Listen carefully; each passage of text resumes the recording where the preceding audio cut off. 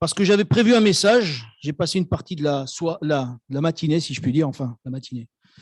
J'aime pas ce truc. Celui-là, peut-être, il est mieux.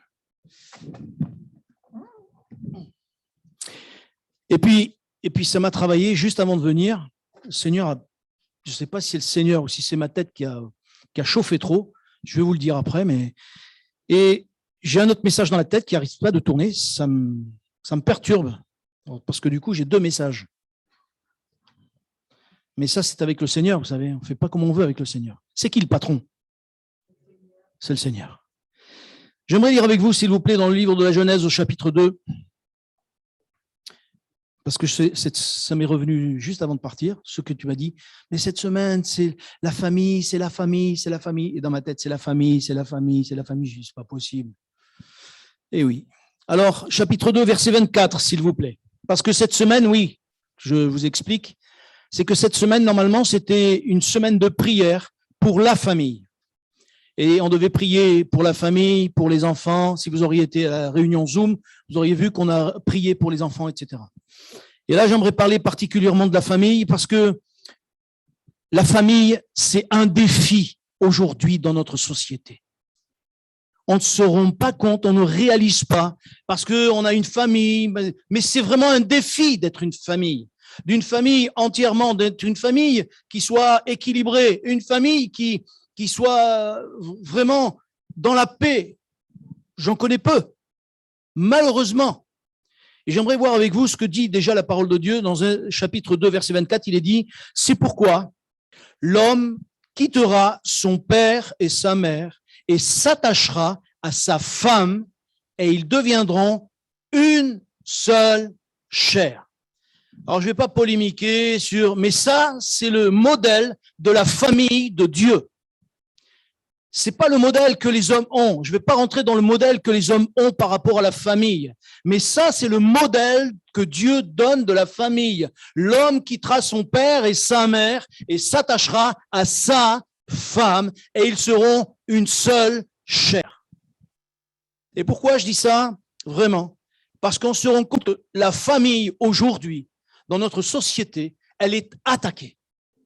On se rend compte que toutes les familles, d'une manière ou d'une autre, sont ébranlées, que ce soit à cause de la mentalité des hommes, que ce soit à cause de la mentalité des femmes, que ce soit à cause de la religion parfois, à cause que les gens mélangent les religions avec la famille et ça crée des conflits plus que des solutions. Et je tiens à vous dire que c'est une difficulté. Déjà, être un couple équilibré, c'est déjà difficile. Même si on a tout ce qu'il faut. Je vais vous raconter une petite anecdote que j'ai vécue étant enfant. J'espère que je ne suis pas dangereux pour vous, hein, avec la glace et tout, mais on est assez loin quand même. Quand j'étais enfant, il y avait mon père, très dur, très sévère, c'est peut-être pour ça que des fois je suis un peu raide. Et puis il y avait ma mère. Et moi, j'ai jamais compris cette expression, une main de fer dans un gant de velours. Et en grandissant, j'ai compris cette expression. Parce que la main de fer, c'était mon père, et le gant de velours, c'était ma mère. Et quand une fois ou deux, ça m'est arrivé que mon père s'en est pris un petit peu après moi, et ma mère aussi.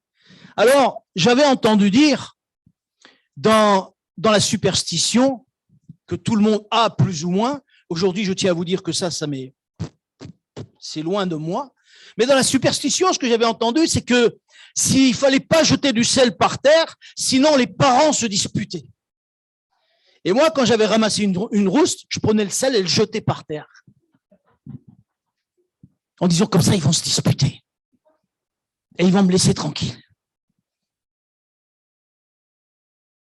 Mais gloire à Dieu, mes parents s'aimaient fort. Et même si je sais qu'il y a eu des moments de difficulté dans leur famille, dans notre famille, des moments où ils se sont disputés, où ils se sont querellés, où ils se sont un peu pris la tête. Après, on se demandait pourquoi le jour d'avant, maintenant je le sais, mais le jour d'avant, ils étaient en colère, le jour d'après, ils étaient réconciliés. On se disait, mais ils sont bizarres.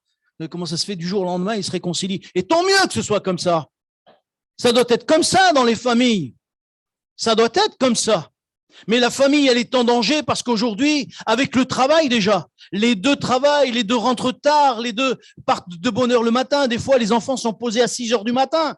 Ce qui fait que les enfants, des fois, ils voient même pas les familles. Et certains me disent, mais moi, j'ai pas vu mes enfants grandir. Moi, j'ai eu ce privilège parce que Dieu m'a fait grâce, j'ai travaillé de nuit. Alors, bien sûr, je partais à 8 heures le soir, ils allaient presque se coucher. Je rentrais le matin à 6 heures, ils n'étaient pas encore levés, je déjeunais avec eux. À midi, je me levais pour déjeuner, pour manger avec eux. Et à l'âge de 8 ans, quand j'ai repris une vie normale, mon fils m'a dit, papa, pourquoi tu ne travailles pas comme avant? Maintenant, je ne te vois plus jamais. Et là, j'ai réalisé combien c'était important que les enfants nous voient.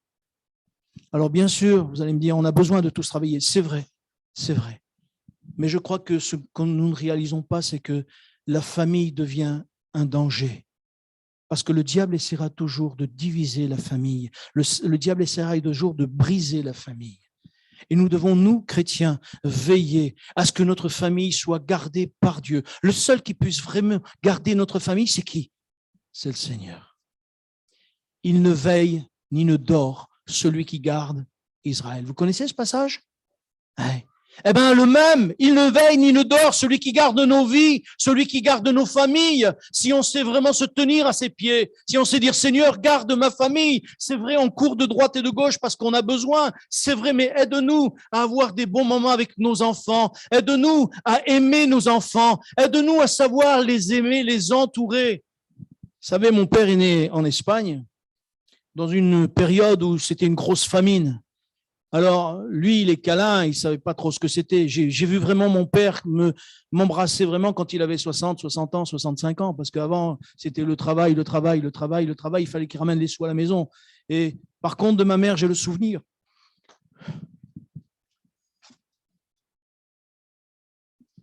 Pardon. D'une mère qui savait nous aimer. Pardon. Vous voyez l'effet maman, ce que ça fait après. C'est ça, on s'en souvient d'elle toute sa vie. Parce qu'elle savait nous entourer, elle savait nous embrasser, elle savait nous parler. Elle savait perdre du temps avec nous. Quand elle voyait que ça allait pas, elle me disait, viens m'aider à faire le lit. Le lit, c'est une excuse et en même temps, elle me faisait parler. Parce qu'elle savait que c'était le seul moyen. Et quand ça allait pas, je sais que c'est elle qui me faisait parler. Mais je me rappelle d'elle comme une mère pleine d'amour. Si les pères ne savent pas toujours donner, parce qu'ils travaillent, les mères, il faut qu'elles sachent aimer leurs enfants, leurs filles, leurs fils, et qu'avant tout, ce qu'ils puissent laisser dans les cœurs, c'est l'amour qu'ils ont pour eux. Et un jour, Dieu fera que ça ressortira. Nous avons besoin les uns et les autres, dans nos familles, d'aimer avant tout nos enfants et de savoir les entourer. La famille, mes frères et sœurs, elle est en danger. Et comme malheureusement, avec cette mentalité du monde, des fois, j'entends les enfants qui sont mis de côté, on les envoie en colonie, on se débarrasse un peu, ça fait du bien, ça fait de l'air. Moi, quand j'entends ça, ça me choque. Parce que je me dis non, Seigneur, non. Les enfants sont trop importants. Nous devons nous veiller sur nos familles. Combien les familles sont importantes, mes sœurs et frères. C'est un défi. Et un défi, j'allais dire un bon défi pour les familles chrétiennes. Parce que c'est un bon défi, c'est à nous tenir devant Dieu et dire non, Seigneur, je ne lâcherai pas. Je ne lâcherai pas que le diable vienne diviser mon couple par l'adultère. Diviser mon couple parce que on entend des fois, même dans les familles chrétiennes, au risque que ça vous choque. Il y a des pères qui sont pédophiles dans les familles chrétiennes. Et ça parce que le diable vient diviser. Et moi, ça me met en colère. Je suis en colère contre le diable et je me dis, Seigneur, non, je ne vous lâcherai pas. Je veux que les familles soient sauvées. Je veux que les enfants soient sauvés. Je veux que Dieu puisse réunir nos familles et que nos familles, elles se serrent les coudes pour se soutenir les uns les autres. C'est facile aujourd'hui de devenir adultère, vous savez, hein. Non seulement dans le travail, mais non seulement au travail, mais par Internet. Vous avez vu Internet avec tous les films porno qui existent et les enfants même, des fois les jeunes. Et j'espère les jeunes, vous vous préservez de ça, s'il vous plaît. Préservez-vous de ça. Parce qu'une fois que vous allez mettre le doigt dans l'engrenage, bonjour, bonjour. Hein. Et s'il y avait peut-être quelqu'un qui est accroché à ça, mon frère, ma sœur, demande de l'aide. On n'est pas là pour te condamner. On n'est pas là pour te juger. Mais nous qui sommes là avec Christian, et ça restera entre nous, et avec le pasteur Francis Alébé, bien sûr, parce qu'on est ensemble avec le pasteur Francis Alébé, eh bien, on sera là pour t'aider, pour te secourir, pour prier pour toi, pour que tu sois délivré. Nous voulons une famille qui soit sanctifiée par le Seigneur, une famille qui soit propre pour Dieu. Mes frères et sœurs, c'est difficile déjà dans les familles, comme je le disais, mais ce qui vient compliquer les choses encore, c'est que des fois dans les familles, il y a un converti et l'autre n'y est pas converti. Et ça vient compliquer encore. Et combien des fois j'entends les familles dont le père ou la mère n'est pas converti. Moi, j'aimerais prier avec ma femme, j'aimerais prier avec mon mari, et j'y arrive pas parce qu'il veut rien savoir. Mais là, il faut pas perdre courage. Là, il faut persévérer, il faut encore persévérer et prier encore jusqu'à ce que Dieu change, jusqu'à ce que Dieu change le cœur et que Dieu transforme la situation. Il est Dieu ou pas? Alors, s'il est Dieu, il a toutes choses dans ses mains. S'il est Dieu, si je me tiens à ses pieds, il fera le nécessaire. Il fera le nécessaire. Vous savez, lorsqu'on pense à Abraham, il a eu combien de femmes, Abraham? Mais vous ne savez plus, hein? Non, un peu plus de 2, mon frère. C'est ça le problème. Pourtant, il est bien dit, c'est pourquoi l'homme quittera son père et sa mère et s'attachera à sa femme. Et les 2 deviendront une seule chair. Vous savez, c'est quoi la mode aux États-Unis en ce moment? C'est être, pardon? Ah, c'est ça, voilà. Et il y en a qui sont au courant, hein? Polyamour, ça veut dire quoi, polyamour? Eh ben, ils sont 3, 4 dans un couple. On dit, mais c'est pas un couple. Ben non. Vous avez raison, c'est pas un couple. Mais c'est plus une famille non plus. Et je ne rentrerai pas dans les détails. Mais déjà à l'époque, Abraham, il a oublié la parole de Dieu. Peut-être qu'il ne la connaissait pas assez. Bon, il n'y avait pas, la parole était écrite, bien sûr. Mais il n'a pas compris le cœur de Dieu. Il n'a pas compris le cœur de Dieu. C'est pour ça que dans sa famille, il y a eu des tas de problèmes, des problèmes après avec son deuxième fils, etc., etc. Et si on parle de Salomon, c'est bien pire encore. Vous vous rappelez combien de Salomon il a eu de femmes? Pardon? Oui, ça c'était les femmes, sans compter les concubines, d'accord? Donc ça faisait 1000. Ouf, je le plains, hein. Excusez-moi les sœurs, hein, je ne veux pas dire. Le frère, il dit, oui, il était costaud, oui. Il était costaud, oui. Mais, attendez, mais c'est un peu de la folie, non? Mes frères et sœurs, que vraiment ces choses, elles nous servent à nous de leçon pour dire, Seigneur, aide-moi à être équilibré. Alors je sais ce que vous allez me dire. Oui, mais ma femme, elle n'est pas facile, c'est vrai. Et vous pourrez dire, mais mon mari, il n'est pas facile. Mais qui c'est qui est facile sur cette terre? Demandez à ma femme si je suis facile. Elle va vous le dire. Mais heureusement qu'elle n'est pas facile non plus. Comme ça, ben, on s'arrange pour dire, ben, t'es pas facile, je suis pas facile, ben, ça fait rien, on se prend la main et on y va ensemble. Et quand ça va pas, ben, on prie ensemble. Mais les gens, ils ont trouvé la solution. Quand ça va pas, on divorce. Quand ça va pas, on se sépare. Quand ça va pas, on fait des enfants à quelqu'un d'autre.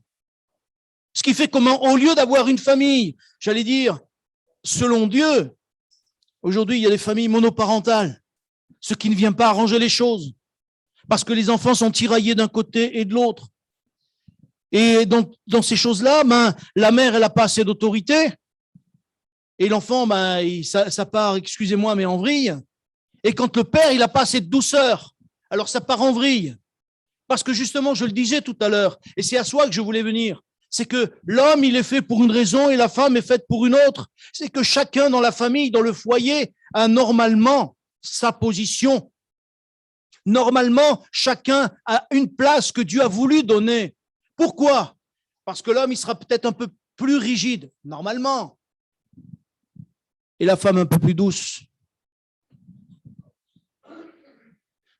Oui, tu as le droit de tousser, mon frère, c'est ton droit. Mais normalement, c'est comme ça. Moi, je vais vous dire,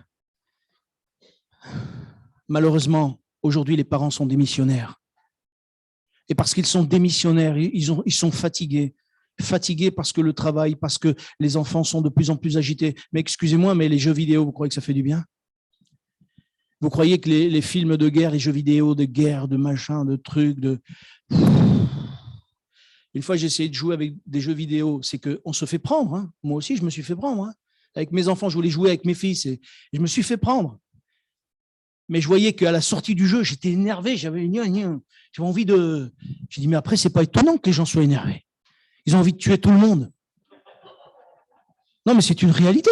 Regardez les gens comme ils sont agacés, énervés de tous les côtés. Pourquoi? Constamment, c'est de la violence, de la violence, de la violence. Et aujourd'hui, par-dessus le marché, on passe l'adultère comme quelque chose de bien.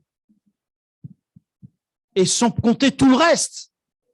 Sans compter tout le reste. Mes sœurs, mes frères, la famille, c'est un défi. Alors nous, en tant que chrétiens, relevons le défi. Mais certains vont me dire, mais moi, frère, peut-être je suis toute seule avec mes enfants. Ma sœur, Dieu va t'aider. Si tu t'appuies sur lui, Dieu va t'aider. Mon frère, Dieu va t'aider. Ce que tu n'arrives pas à faire, place-le devant Dieu. Il y a une chose que j'ai apprise de toutes ces années où ça n'a pas toujours été facile. De toutes ces années, j'ai appris une chose. C'est que Dieu, c'est mon Père. Et il est bien plus fort en amour que ma mère. Dieu dit ceci, même si une mère oubliait son enfant, moi, l'Éternel, je ne t'oublierai pas. Tu crois que Dieu va t'oublier? Non. Il est un Dieu d'amour. Il est un Dieu à qui il faut tout remettre. Les moindres soucis, les moindres difficultés, les plus petites qui te semblent comme catastrophiques. Dis-lui, Seigneur, je peux pas, j'y arrive pas. Mon fils, ma fille, regarde, Seigneur. Et le Seigneur va te dire, moi, je vais prendre des choses en main. Laisse-moi prendre les choses en main. Et quand Dieu prend les choses en main, vous savez, ça se passe tellement bien. Parce que c'est Dieu qui prend les choses en main. Je crois que nous oublions trop souvent que la parole nous fait des promesses pour chacun d'entre nous. Ma sœur, mon frère, vous savez, nous avons un problème parce qu'il y a quelqu'un qui a fait un livre. Les hommes, ils sont nés sur Mars et les femmes sur Vénus. Vous avez entendu parler de ça? Et toutes les femmes, elles font oui.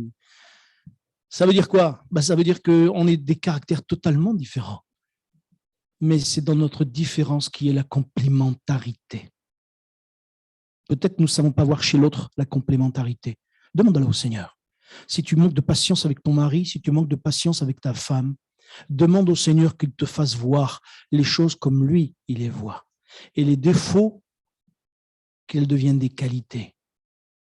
Parce que Dieu est capable de changer nos lunettes. Nous avons une perception qui bien souvent humaine à notre vision. Mais si Dieu a permis que nous vivions avec la personne avec qui nous sommes aujourd'hui, des fois, c'est nous qui nous sommes mis dans la galère. Hein. Ça, je reconnais. Salomon, il s'est mis lui tout seul dans cette galère avec ses 1000 femmes. Hein. Mais s'il aurait été sage en disant, Seigneur, voilà, je sens que je m'éloigne de toi avec toutes ces femmes, Seigneur, fais quelque chose. Dieu aurait fait quelque chose.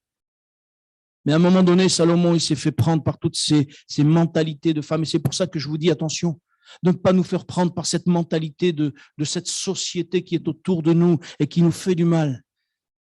Et c'est pour ça que je dis que c'est un défi, le couple. C'est un défi d'être des parents chrétiens. C'est un défi d'être des parents peut-être monoparentaux, mais qui sont chrétiens et qui s'attendent au Seigneur.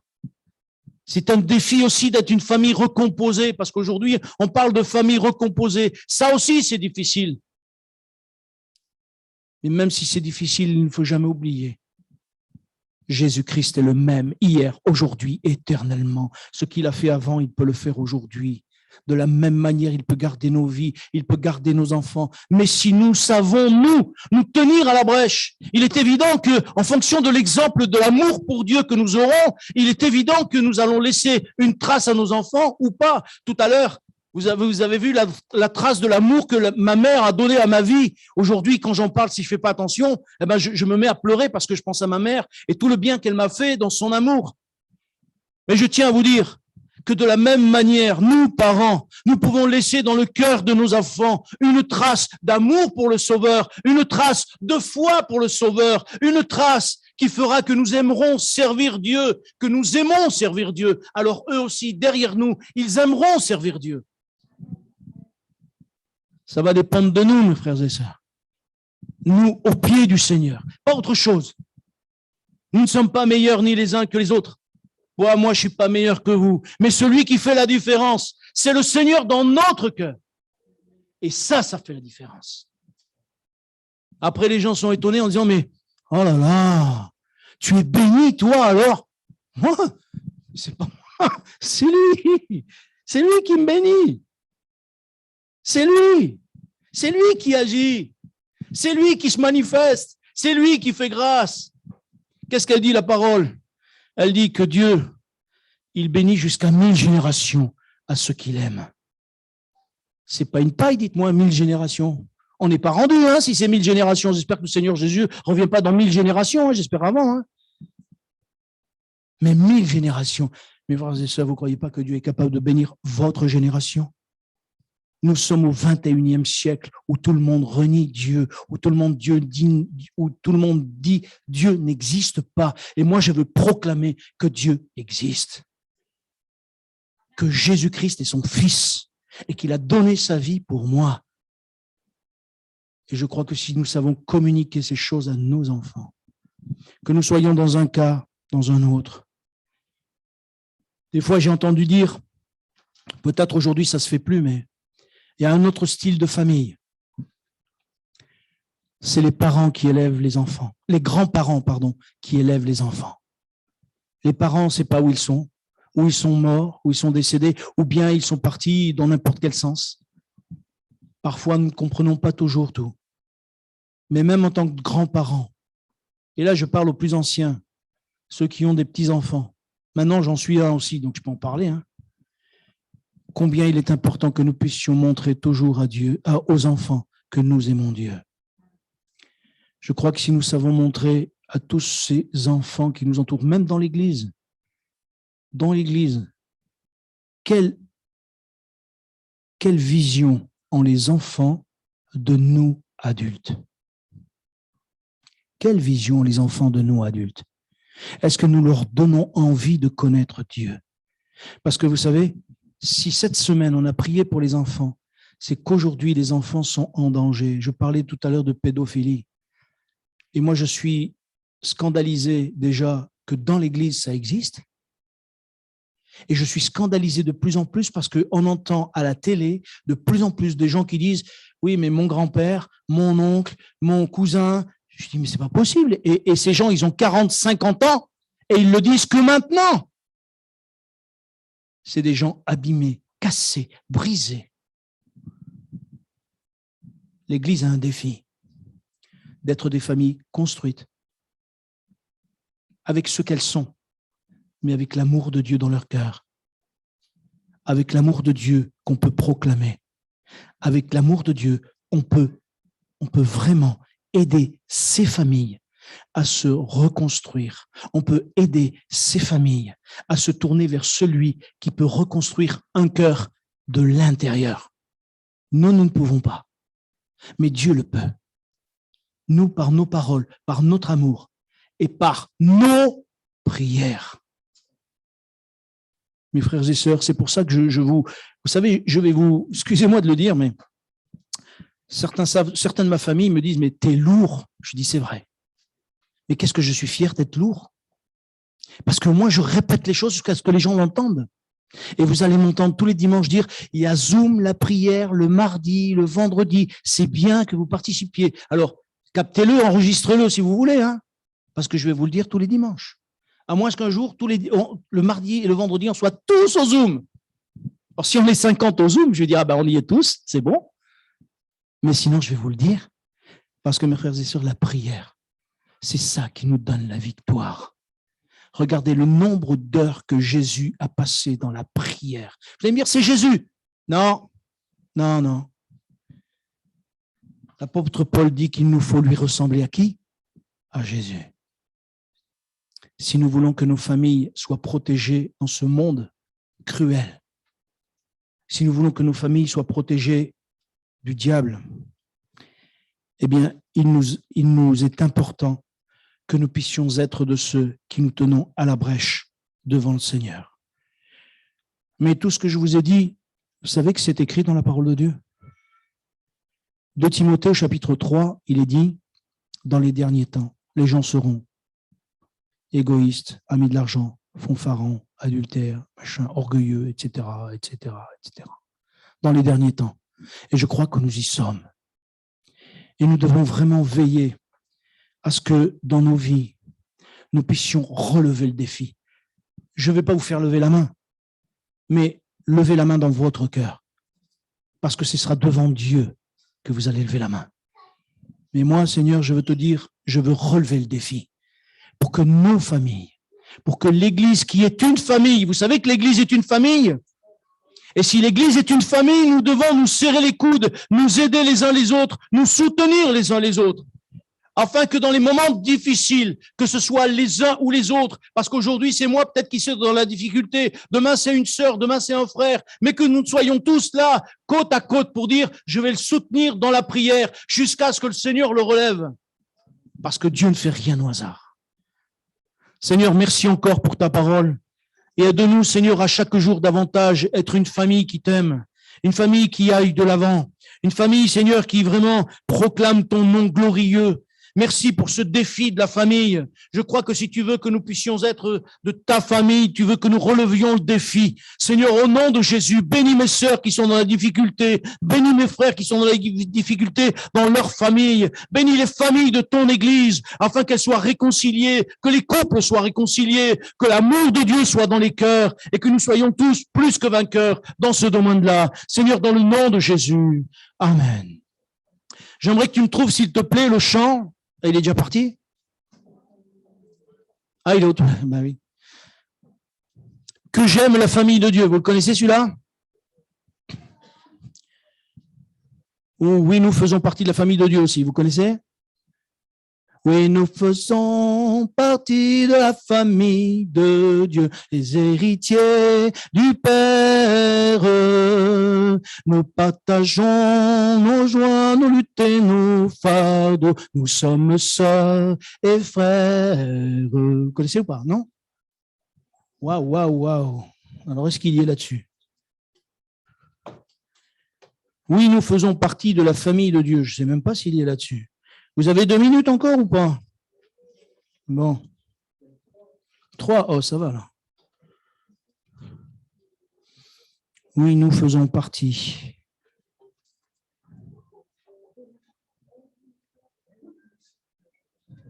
Je ne sais pas où il est ce chant.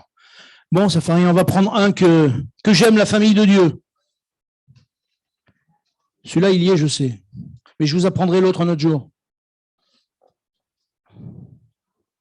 Le 168, s'il te plaît, dans le DPS.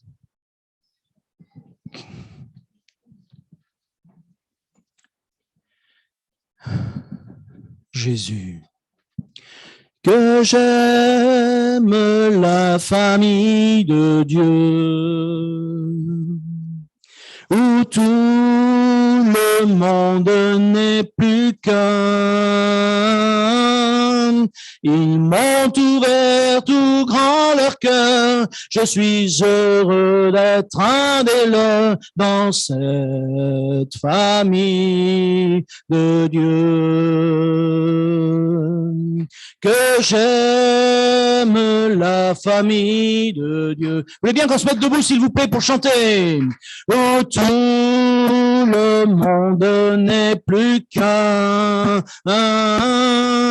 Ils m'ont ouvert tout grand leur cœur. Je suis heureux d'être un des leurs dans cette famille de Dieu. Une dernière fois. Que j'aime la famille de Dieu, où tout le monde n'est plus qu'un. Ils m'ont ouvert tout grand leur cœur. Je suis heureux dans cette famille de Dieu. Que Dieu vous bénisse, rentrez bien.